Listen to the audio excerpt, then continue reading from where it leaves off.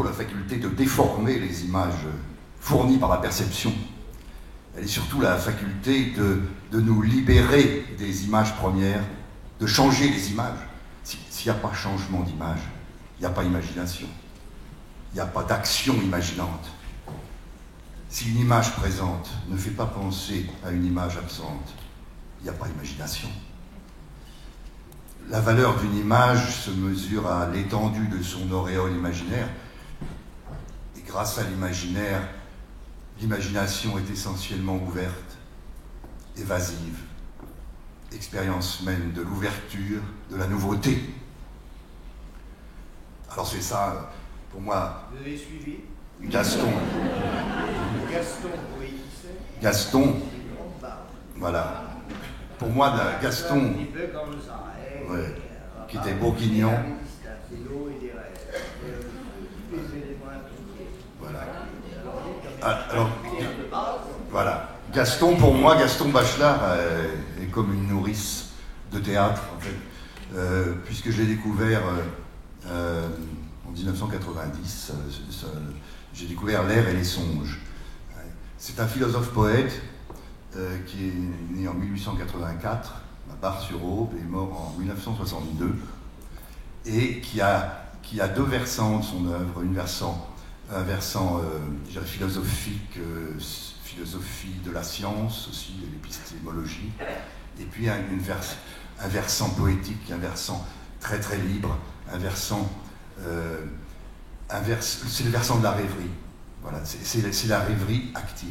Gaston Bachelard est un fervent pratiquant et de cette rêverie active c'est une capacité qui sommeille en nous, mais c'est une capacité dont nous sommes largement orphelins, à vrai dire. Puisque si on réfléchit un peu aux enfants, qu'est-ce qui les met sur le chemin de cette richesse-là? Une forme de rêverie active devant je ne sais pas, devant une rivière qui coule, devant le mouvement d'une branche dans le vent, devant un bloc dense de rochers. Rien, personne. On est, bien sûr, il y a une fabrication intense d'images fabriquées par d'autres, mais cette richesse dont nous disposons, elle est immense. Et Bachelard, il a un talent fou pour la révéler, et puis surtout pour en donner le goût, quoi, pour en réouvrir l'appétit. Et pour moi, c'est ces spectacles qu'on fabrique avec Marguerite Borda, parce qu'on fabrique les spectacles vraiment tous les deux, souvent autour des éléments, autour de la matière, des cailloux, de la vase, des ressorts, du métal. Et bien là, Gaston, voilà, a toujours été très, très inspirant. Et parce qu'il a une attention pour le déconsidérer, finalement. Ce qu'on a fini par déconsidérer. C'est-à-dire n'estimant pas que la valeur était là, mais par contre attiré et séduit par des valeurs fabriquées, et des valeurs voilà, qu'on se met à reconnaître comme les nôtres. Mais on oublie et on perd de vue et on se coupe et on devient orphelin d'une certaine manière, mais sans le savoir. Et Gaston, il révèle ça. C'est magnifique. Donc on a fabriqué une...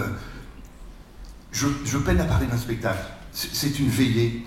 C'est une veillée voilà, où vous serez comme ça, très proche d'un espace central, avec Noémie Boutin, violoncelliste, Jeanne Bleuze, pianiste de haut vol, qui également prennent en charge du texte Gaston, c'est-à-dire c'est pas une lecture spectacle du tout, hein, c'est vraiment un espèce de trio qui se passionné, qui se questionne et puis qui partage voilà cette attirance et cette attraction, à vrai dire, pour le déconsidérer, pour les éléments.